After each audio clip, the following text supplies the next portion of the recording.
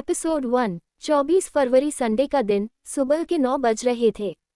इंदौर शहर के जागृति नगर की गली नंबर 14, क्योंकि आज संडे था, उस घर के बाहर स्लेटी रंग का स्कूटर खड़ा था, जो अक्सर इस समय वहां दिखाई नहीं देता था, क्योंकि आम दिनों में तो केवेंद्र जी इस पर बैठकर ऑफिस के लिए निकल जाया करते हैं। लेकिन वर्मा जी ठहरे सरकारी मुलाजिम, तो आज दफ्तर की छुट्टी होने की वजह से घर के आंगन में चेयर लगाकर अपनी आंखों पर चश्मा चढ़ाए बड़े आराम से अखबार पढ़ रहे थे। वहीं आंगन में दूसरी तरफ बैठी उनकी श्रीमती सारिका जी हाथों में थाली लिए कुछ काम कर रही थी। अपनी आंखों का चश्मा ठीक करते हुए कहती है, आजी सुनते हो, अब हमारी अन्या भी बड़ी हो गई है और इस साल तो उसका कॉलेज भी पूरा हो जाएगा। मैं सोच रही थी क्यों ना हम भी उसके लिए कोई अच्छा सा लड़का देखकर उसके हाथ पीले कर दे। और सुजाता जी ने भी दिव्यंका बेटा का रिश्ता कितने बड़े घर में किया है। इससे पहले कि वर्मा जी उनकी बात का कोई जवाब देते, रसोई घर की तरफ से कोई कहता है, देखो ना पापा, माँ तो बस हर समय मेरी शादी के पीछे पड़ी रहती है। आप तो जानते हैं ना, जब तक मैं अपना कलेक्टर बनने का सपना पूरा नहीं कर लेती तब तक मैं कोई शादी वादी नहीं करने वाली हूँ। इससे पहले कि वर्मा जी उसकी इस बात का कोई जवाब देते, दरवाजे की तरफ से कोई कहता है, अन्या बेटा तुम्हारी माँ सही तो कह रही है, और वर्मा जी आप भी जरा अब अपनी बेटी के हाथ पीले करने के बारे में सोचिए। हमें देखिए, हम अपनी बेटी का रिश्ता सिर्फ शहर के ही नहीं बल्कि देश के सबसे रईस खानदान में करने जा रहे हैं, और ऐसी शादी होगी कि पूरा इंदौर शहर याद रखेगा। ये और कोई नहीं, सारिका जी के जीजाजी मतलब उनकी बड़ी बहन के पति शैलेश राठी हैं। उन्हें आते देख सारिका जी अपनी साड़ी ठीक करते हुए उठी और मुस्कुराते हुए कहती है, अरे जीजाजी आप यहाँ आए आए बैठिए। और फिर अन्या की तरफ देखकर कहती है, जाओ अन्या, मौसाजी के लिए कुछ चाय पानी का इंतजाम करो। तभी राठी जी मुस्कुराते हुए कहते हैं, अरे नहीं नहीं, उसकी कोई ज़रूरत नहीं है। हम तो बस यहाँ आप लोगों को ये मिठाई देकर याद दिलाने आए थे कि कल आप सभी लोगों को हमारी बेटी दिव्यंका की शादी में शामिल होने के लिए शहर के 7 स्टार होटल में आना है। और बस यहाँ आते ही आप लोगों को ये बातें करते हुए सुना तो बस हमने सलाह दे दी और कुछ नहीं। अब हम चलते हैं, घर में बहुत काम है। ये कहकर वो वहाँ से जाने के लिए मुड़े ही थे कि अन्या अपने पापा की तरफ देखकर कहती है, माफ़ कीजिएगा मौसा जी, लेकिन ऐसी कोई बात नहीं है, मुझे पापा पर पूरा भरोसा है। वो जो भी करेंगे मेरे लिए अच्छा ही होगा, और वैसे भी हम किसी रईस लड़के से नहीं बल्कि एक आदर्शवादी लड़के से शादी करना चाहते हैं। ये सुनकर राठी जी ने मुस्कुराते हुए कहते हैं, जैसी तुम्हारी मर्जी, हम तो बस सलाह दे रहे थे। ठीक है, अब हम चलते हैं। ये कहते हुए राठी जी वहां से जाने के लिए दरवाजे की तरफ मुड़ गए, और उनके जाने के बाद अन्या ने अपने पापा की तरफ देखकर कहती है, पापा आप चिंता मत कीजिए, देखना मेरे लिए कोई रईस नहीं बल्कि समझदार लड़का मिलेगा। ये कहकर वो अपने कमरे की तरफ चली गई। अगले दिन इंदौर शहर के 7 स्टार इंदौर मैरियट होटल में जोरों शोरों से शादी की तैयारियां हो रही थी। चारों तरफ खूबसूरत और महकते हुए फूलों से सजावट के साथ साथ पूरा होटल रंग बिरंगी रोशनी से जगमग था। शादी के इस भव्य आयोजन के साथ साथ मेहमानों के ठहरने का भी बहुत अच्छा इंतजाम किया गया था। होटल के बाहर लंबी और लग्जरी गाड़ियों की लंबी कतार लगी हुई थी। हो भी क्यों ना भाई, मुंबई शहर के आरआर ग्रुप के मालिक दिग्विजय रॉय चौहान के बड़े पोते रुद्र रॉय चौहान की शादी जो थी, वही चौहान परिवार जिनके साथ रिश्ता जोड़ने के लिए भारत के रईस से रईस और राजसी खानदान उतावले बैठे थे। आज उनका रिश्ता इंदौर के छोटे से बिजनेसमैन शैलेश राठी के परिवार से जुड़ने जा रहा था। राठी परिवार की तो मानो किस्मत ही खुलने वाली थी। एक तरफ जहां चौहान परिवार बारात को निकालने की तैयारियों में जुटा हुआ था, वहीं होटल के दूसरे हिस्से में जहां राठी परिवार के ठहरने का इंतजाम किया गया था, वहां बारात के स्वागत की तैयारियां चल रही थी। अन्या भी इधर उधर भागते हुए शादी के कामों में पूरी तरह से जुटी हुई थी। सिंपल से हल्के गुलाबी रंग के लहंगे के साथ लाइट मेकअप में भी वो बहुत खूबसूरत लग रही थी। वहीं दूसरी तरफ दिग्विजय जी, जिन्होंने सफ़ेद रंग की शेरवानी जिस पर सोने के बटन लगे थे और हाथ में छड़ी जिसके हैंडल पर हीरे जड़े थे, सोफे पर बैठे सारा नज़ारा देख रहे थे। उनकी बड़ी बड़ी मुच्छें उनके रोबीले ठाकुर होने का बयां कर रही थी। उन्हें देखकर ऐसा लग रहा था मानो कोई राजा खड़ा हो। तभी उन्होंने एक तरफ झुंड में हंसी ठिठोली करते 21-22 साल के लड़के की ओर देखकर कहा, रेहान बेटा। उद्धरण चिन्ह। रेहान रुद्र का छोटा भाई और घर में सबका लाडला। वो अपने दादाजी की बात सुनते ही एकदम से उनकी तरफ आते हुए बोला, जी दादाजी। दादाजी उसकी तरफ देखकर कहते हैं, जाओ जरा जाकर देखो तुम्हारे भाई रुद्र तैयार हुए या नहीं, बारात के निकलने का समय होने ही वाला है। ये सुनते ही रेहान मुस्कुराकर कहता है, जी दादाजी मैं अभी देख कर आया। ये कहते ही वो मुड़कर धीरे से बड़बड़ाते हुए कहता है, ये दादाजी ने भी क्या काम कह दिया मुझे, ये तो शेर के मुंह में हाथ डालने जैसा काम है। आज भी भाई तैयार हुए हैं या नहीं पता नहीं, कहीं लैपटॉप लेकर तो नहीं बैठे हैं। चल भाई रेहान लग जा काम पर। ये कहते हुए वो ऊपर सीढ़ियों की तरफ बढ़ ही रहा था कि ऊपर से किसी के गाल पर एक जोरदार थप्पड़ के साथ साथ किसी की रोबदार आवाज आती है, मैंने कहा था ना मुझे वो फाइल अभी के अभी मेरे कमरे में चाहिए। ये जोरदार आवाज सुनते ही वहां मौजूद सभी लोगों की नजरें ऊपर की तरफ घूम गई। लेकिन तभी दिग्विजय जी ऊपर देखते ही कहते हैं, रुद्र बेटा। दिग्विजय जी की आवाज सुनते ही रुद्र ने 1 मिनट के लिए अपनी आंखें बंद की और अपने गुस्से को शांत करके अपनी शेरवानी को ठीक करते हुए अपने कुछ दोस्तों के साथ नीचे आने लगा।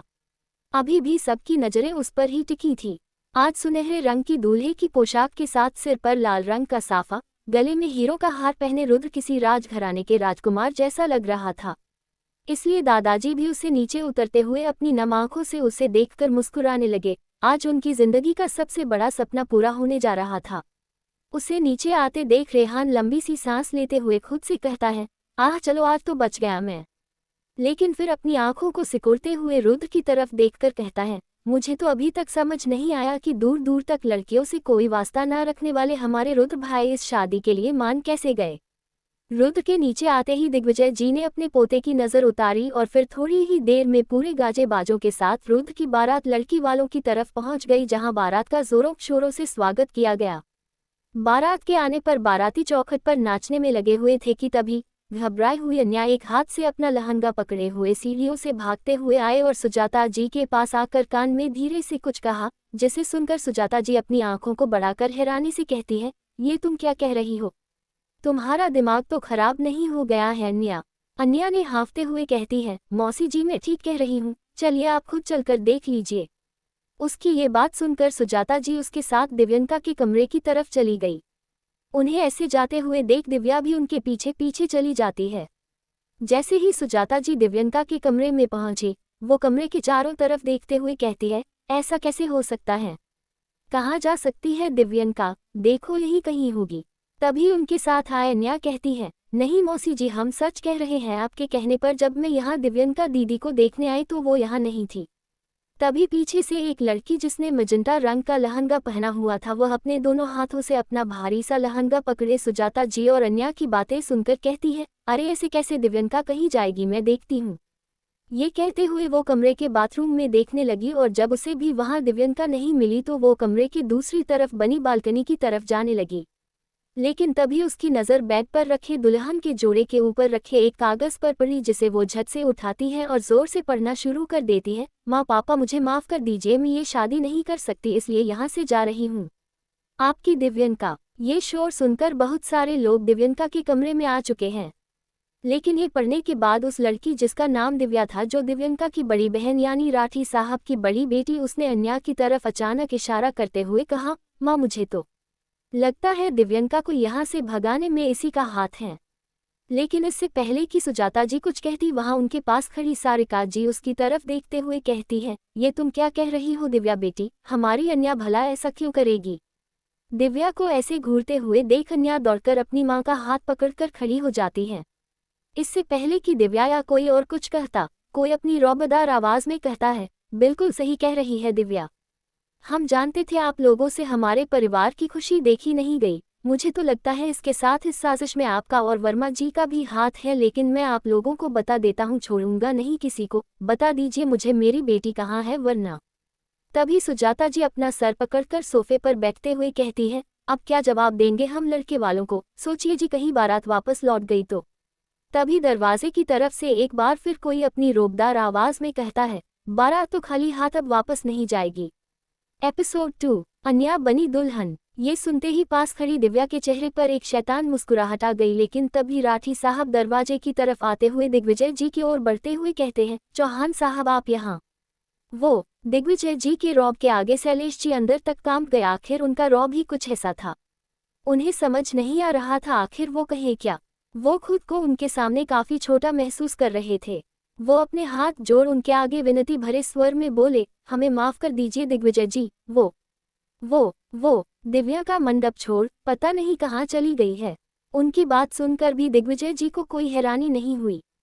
दिग्विजय जी ने काफी शांत स्वर में पूछा, क्या दुल्हन शादी के लिए तैयार नहीं थी? उनकी बात सुन शैलेश जी तुरंत तुनक कर बोले, अरे नहीं नहीं मिस्टर चौहान, ऐसी बात नहीं है। मेरी दिव्यांका तो काफी शरीफ, गुणी, सुलझे विचारों की धनी है मेरी बेटी। फिर अन्या की ओर इशारा करते हुए कहने लगे, सब इसकी ही करतूत है, इसी ने मेरी भोली भाली दिव्यंका को पट्टी पड़ाकर भागने पर मजबूर कर दिया। दिग्विजय जी बोल पड़े, राठी जी आपको कुछ कहने की जरूरत नहीं है। ये सब सुनने के बाद हमने फैसला किया है कि ये शादी तो तय मुहूर्त पर ही होगी, फिर चाहे मंडप में हमारे पोते के साथ दुल्हन के जोड़े में कोई और ही क्यों ना बैठे। अब सबकी नज़र एक बार फिर अन्या की तरफ हो गई, जो सिसक सिसक कर अपने पिता के सीने से लगी रोए जा रही थी। वो लाख बार सबको कह चुकी थी कि उसकी कोई गलती नहीं है, पर फिर भी कोई मानने को तैयार नहीं था सिवाय उसके पिता के। तभी शैलेश जी दिग्विजय जी के आगे हाथ जोड़ के बोले, हमें माफ कर दीजिए, हमें पता है इससे आपकी इज्जत को काफी ठेस पहुंची है, इसलिए इसके भुगतान के लिए मैं अपनी बड़ी बेटी दिव्या का हाथ आपके पोते के हाथ में देने के लिए तैयार हूँ। मेरी बेटी दिव्या को स्वीकार कर मुझे माफ कर दीजिए और मेरे परिवार की लाज रख लीजिए। उद्धरण चिन्ह। उनकी ये बात किसी को समझ में नहीं आए और सब उन्हें हैरानी से देखने लगे। दिग्विजय जी सारिका जी के साथ खड़ी अन्या की तरफ इशारा करते हुए कहते हैं, हमारे पोते के साथ ये लड़की अब दुल्हन का जोड़ा पहनकर फेरे लेगी, और हाँ ध्यान रहे जरा भी देरी नहीं होनी चाहिए, जल्द से जल्द इस लड़की को तैयार करके नीचे लाया जाए। ये कहकर चौहान साहब वहां से जाने के लिए वापस दरवाजे की तरफ मुड़ गए। कुछ देर के लिए कमरे में मौजूद सभी लोगों को सांप सूंघ गया। अन्या ये बात सुनकर घबरा गई। वो अपने पापा की तरफ देखकर कहती है, पापा देखिए ना ये क्या कह रहे हैं, आप तो जानते हैं ना कि मैं अभी कोई शादी वादी नहीं करना चाहती हूँ। लेकिन दिग्विजय जी का ये फैसला सुनकर वर्मा जी को खुद कुछ समझ नहीं आ रहा था कि आखिर ये सब क्या हो रहा है। अन्या दिग्विजय जी को जाते देख अपने पापा की तरफ देखकर कहती है, पापा आप चुप क्यों हैं? कहते क्यों नहीं कि मैं ये शादी नहीं करना चाहती? वर्मा जी को तो कुछ समझ ही नहीं आ रहा था। वो चुपचाप खड़े अपनी बेटी को देख ही रहे थे। तभी एक रौबीली आवाज कमरे में गूंजती है, ए लड़की तुमने सुना नहीं दादाजी ने क्या कहा? अब ये रोना धोना बंद करके जल्दी से तैयार होकर नीचे आ जाओ, वैसे भी मुझे ना सुनने की आदत नहीं है। ये कहते हुए रुद्र आगे बढ़कर अन्या की बाजू को कसकर पकड़ते हुए कहता है, समझ गई तुम, और इससे पहले कि मुहूर्त का समय निकल जाए जल्दी से तैयार होकर नीचे आ जाओ। रुद्र रॉय चौहान को देरी करना पसंद नहीं। रुद्र की ये बातें सुनकर दिग्विजय जी मुस्कुराते हुए कहते हैं, चलो अच्छा हुआ बेटा तुम आ गए, अब तुम ही अपनी दुल्हन को जल्दी से फेरों के लिए नीचे लेकर आओ। तुम्हें पता है ना हमें हर काम वक्त पर करना ही पसंद है। ये कहकर दिग्विजय जी अपनी छड़ी को जमीन पर टिकाते हुए वहां से चले गए। उधर रुद्र के यूं कसकर बाजू पकड़ने की वजह से अन्या की कोमल बाजू में दर्द होने लगा, लेकिन ये दर्द इतना तकलीफदेह नहीं था जितना उसके लिए अपनी आंखों के सामने अपने सपनों को चकनाचूर होते हुए देखना था। वो अपना हाथ रुद्र के हाथों से छुड़ाने की कोशिश करती है। उद्धरण चिन्ह। अन्या की आंखों में दर्द देख अचानक से रुद्र की पकड़ उसकी बाजू से अपने आप छूट जाती है, पर रुद्र की नज़र अन्या के मासूम चेहरे से हटने का नाम ही नहीं ले रही थी। रुद्र के हाथों से अपना हाथ छूटते ही अन्या भागकर अपने पापा के पास गई और उनके गले लगकर रोते हुए कहती है, पापा मैं शादी नहीं करना चाहती हूँ, प्लीज़ आप समझाएं ना इन लोगों को, ये हमारे साथ ऐसे जबरदस्ती नहीं कर सकते हैं। हालांकि वर्मा जी को भी अपनी बेटी को ऐसे रोते हुए देख बड़ा दुख हो रहा था, लेकिन इससे पहले कि वो कुछ कहते, रुद्र उनकी तरफ देखकर कहता है, और हाँ आप 10 मिनट के अंदर अपनी बेटी को दुल्हन बना के नीचे मंडप में ले आइए, यही आप लोगों के लिए बेहतर होगा। ये कहकर रुद्र वहां से चला गया। वर्मा जी की जुबान जैसे खुलने का नाम ही नहीं ले रही थी। सिर्फ वर्मा जी ही नहीं, वहां मौजूद किसी भी इंसान के मुंह से एक शब्द तक नहीं निकला। तभी सारिका अन्या के पास आकर रोते हुए उसका हाथ पकड़कर कहती है, चलो बेटी चलकर तैयार हो जाओ, मुहूर्त का वक्त हो रहा है। अन्या के कदम आगे ही नहीं बढ़ रहे थे। वो अभी भी वहीं खड़े होकर अपने पापा की तरफ उम्मीद भरी नजरों से देख रही थी। उसे अभी भी इंतजार था कि शायद उसके पापा ये सब होने से रोक देंगे, लेकिन जब उसके पापा ने रोते हुए उसकी तरफ देखा तो उसकी वो उम्मीद भी टूट गई। वो आज अपने पापा की आंखों में लाचारी साफ देख पा रही थी, इसलिए चुपचाप रोते हुए अपनी माँ के साथ अंदर चली गई। सभी लोग धीरे धीरे करके उस कमरे से चले गए। अन्या एक बेसुध बेजान लाश की तरह आईने के सामने तैयार होने के लिए खड़ी हो जाती है।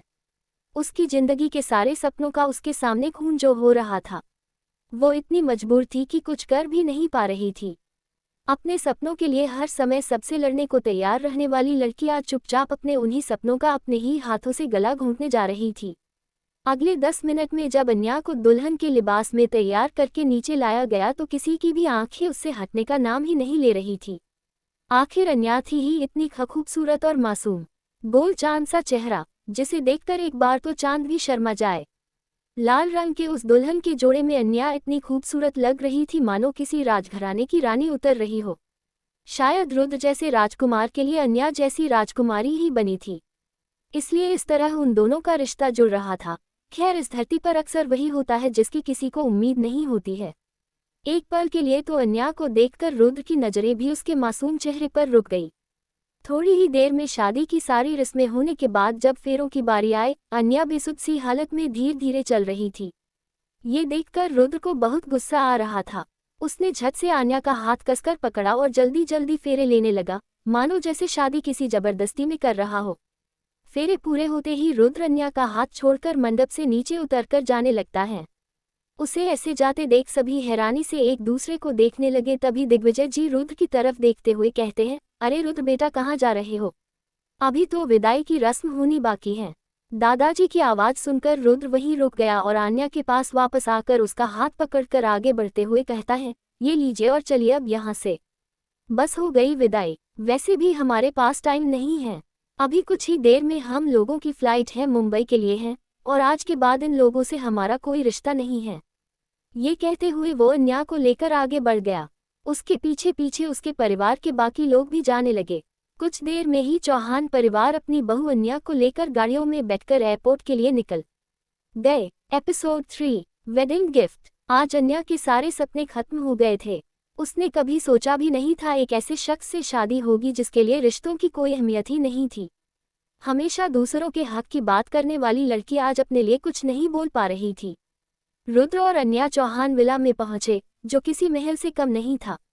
आज तक अन्या ने इतना बड़ा घर नहीं देखा था।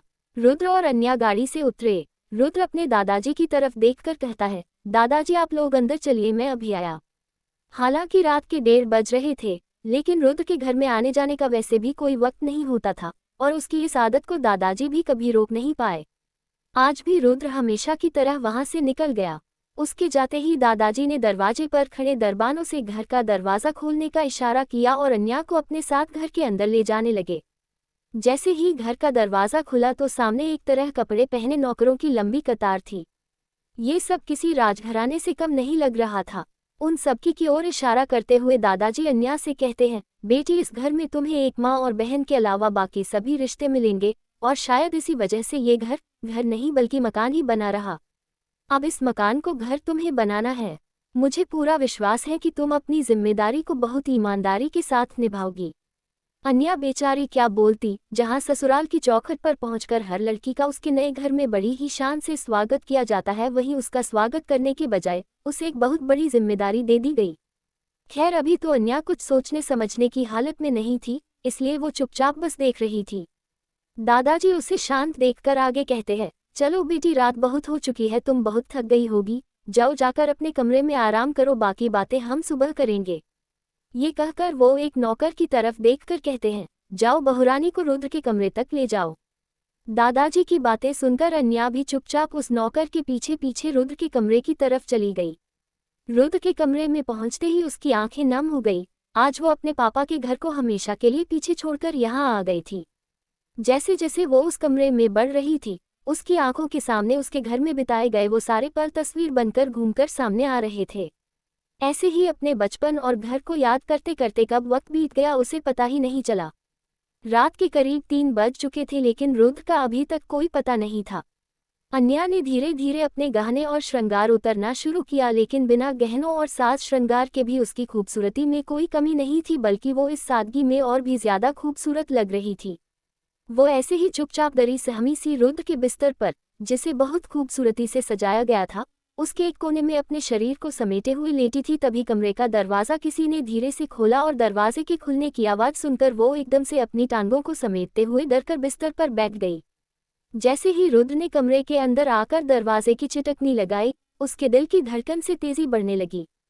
वो धीरे धीरे अपने पैरों को अपनी तरफ समेटने लगी। तभी रुद्र अपनी शेरवानी के बटन खोलते हुए उसकी तरफ देखकर कहता है, इधर आओ मेरे पास। ये सुनकर तो अन्या की डर के मारे जैसे जान ही निकलने वाली थी। कुछ देर तक जब अन्या बिस्तर से नीचे नहीं उतरी तो रुद्र एक बार फिर जोर से कहता है, सुना नहीं तुमने, इधर आओ मेरे पास। अन्या उसकी तेज आवाज सुनकर डर गई और डर के मारे उसका शरीर थरथराने लगा। घबराकर वो धीरे धीरे बिस्तर से उतरकर दूसरी तरफ से घूमते हुए रुद्र के पास आ रही थी कि तभी वो खुद उसके पास आ गया और उसके कंधों को पकड़ते हुए कहता है, आज मैं तुम्हारे लिए एक तोहफा लेकर आया हूँ, पूछोगी नहीं क्या? अन्या की तो कुछ बोलने की हिम्मत ही नहीं थी, वो बस अपनी डरी सहमी और मासूम आंखों से उसको देखे जा रही थी। तभी रुद्र मुस्कुराते हुए अपने एक हाथ से कागजों का एक बंच निकालकर उसकी तरफ बढ़ाते हुए कहता है, ये लो तुम्हारा तोहफा। इस घर में तुम्हारा पहला दिन है, आज के दिन तो तुम्हारे लिए तोहफा लाना बनता है, ये लो पकड़ो इसे। ये कहते हुए उसने वो कागज अन्या की तरफ बढ़ा दिया, लेकिन अन्या ने जब उन पेपर्स को पकड़ा नहीं तो रुद्र ने उसके हाथ में थमा दिए। अन्या में इतनी हिम्मत नहीं थी कि वो उन्हें खोलकर देख सके।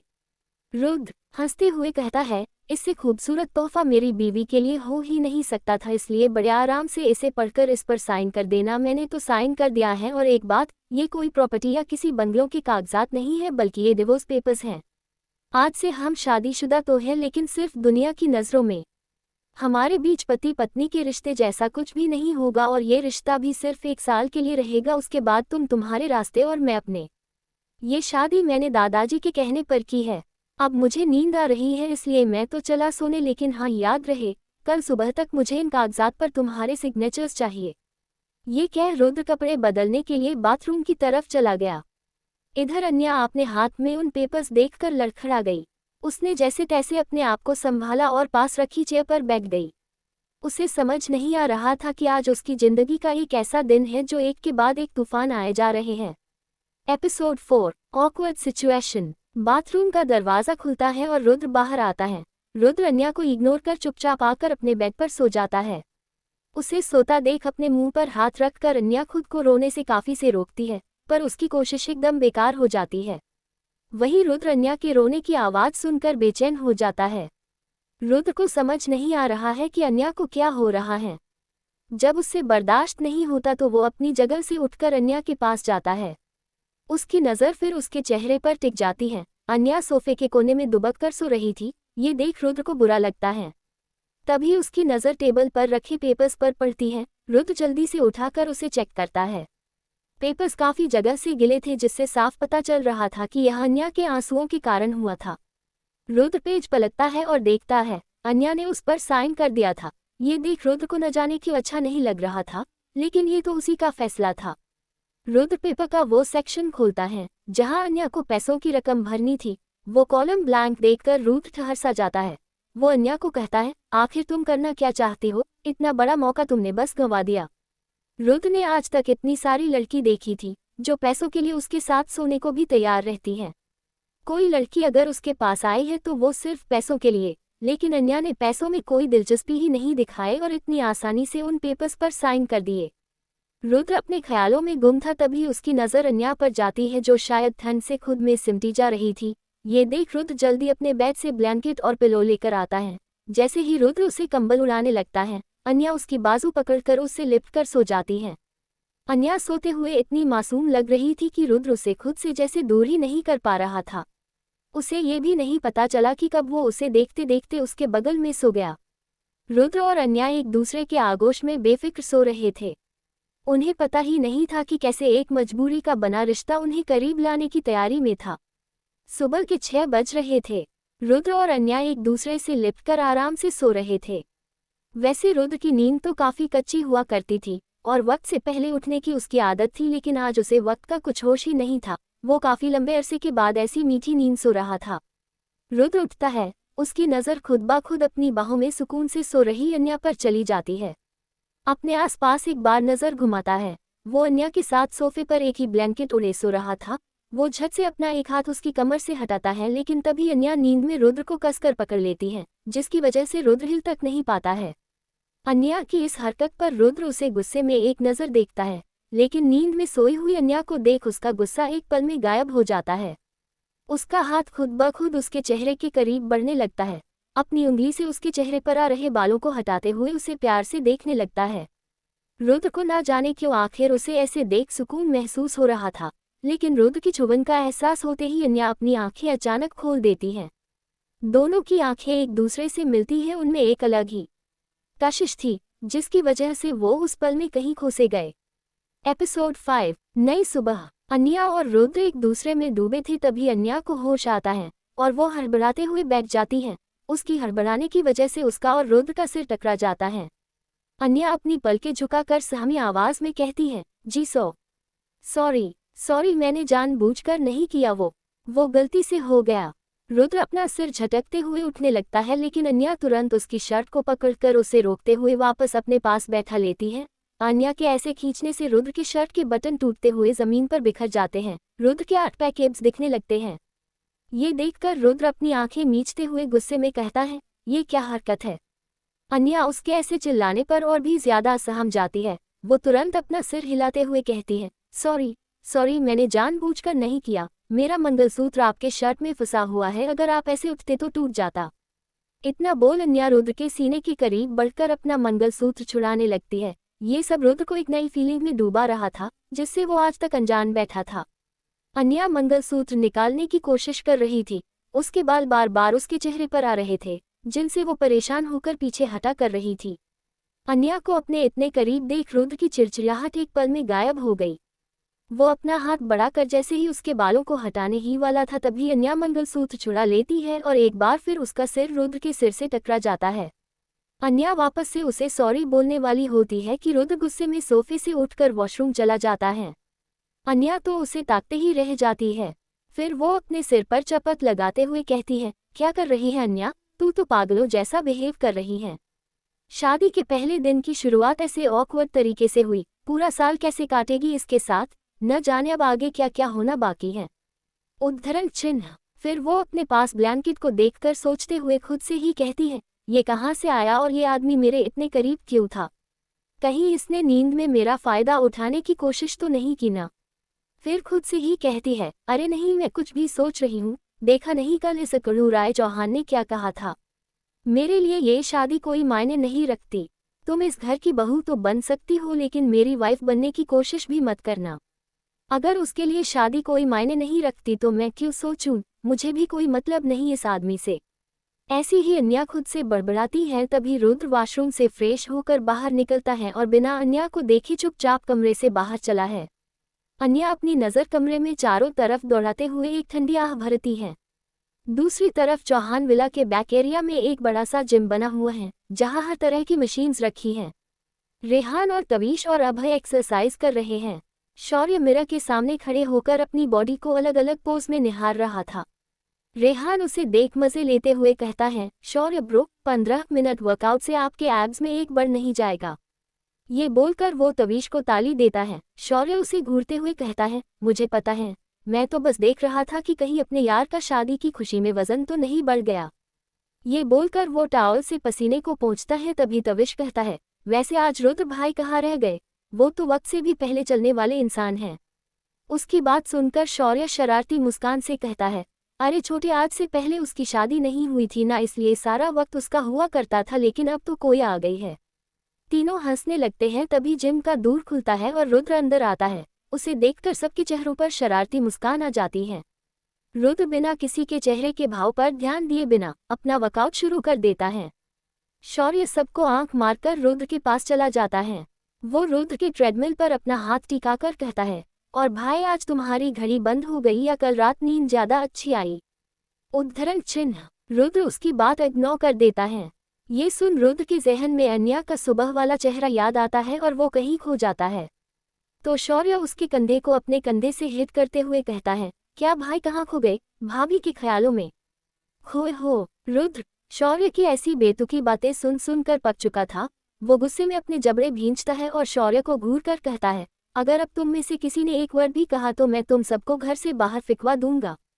ये सुनकर सब अपने कदम पीछे कर लेते हैं, क्योंकि वो जानते थे कि अगर अब उन्होंने इस सोए हुए शेर को छेड़ा तो ये सच में ऐसा कर सकता है, इसलिए सब वापस अपने वर्कआउट में लग गए। जिम के बाद रुद्र वापस अपने कमरे में आता है। वो देखता है अन्या ने अब तक शादी का जोड़ा पहना हुआ है। अन्या रुद्र को कुछ कहने को होती है। रुद्र उसे इग्नोर करके वॉशरूम में घुस जाता है। 15 मिनट के बाद रुद्र जब वापस बाहर निकलता है तो फॉर्मल ऑफिस वेयर अन्या तो उसे देखते ही रह जाती है। ब्लू कलर का बॉडी फिटेड सूट में उसके फीचर्स काफी निखर रहे थे। रुद्र जानबूझकर उसकी प्रेजेंस को इग्नोर करता है ताकि उनके बीच सुबह वाली सिचुएशन न हो। वो अपने बाल ठीक करते हुए मिरर में अन्या के अक्स को देख रहा था क्योंकि उसकी नज़र न चाहते हुए भी अन्या से नहीं हट रही थी। तभी किसी ने कमरे का दरवाज़ा नॉक किया। रुद्र अंदर आने को कहता है तो एक नौकर अपने हाथ में एक शॉपिंग बैग लेकर अंदर आता है। वो रुद्र और अन्या को ग्रीट करता है। रुद्र को देखकर कहता है, सर दादाजी ने छोटी मैडम के लिए कपड़े भिजवाए हैं। ये बोल वो पैकेट आगे करता है और कहता है, सर आपको दादाजी अपने कमरे बुला रहे हैं। रुद्र उसे बैग टेबल पर रखने का इशारा कर उसे जाने को कहता है। फिर अन्या को उस पैकेट को उठाने का इशारा करता है और कमरे से बाहर चला जाता है।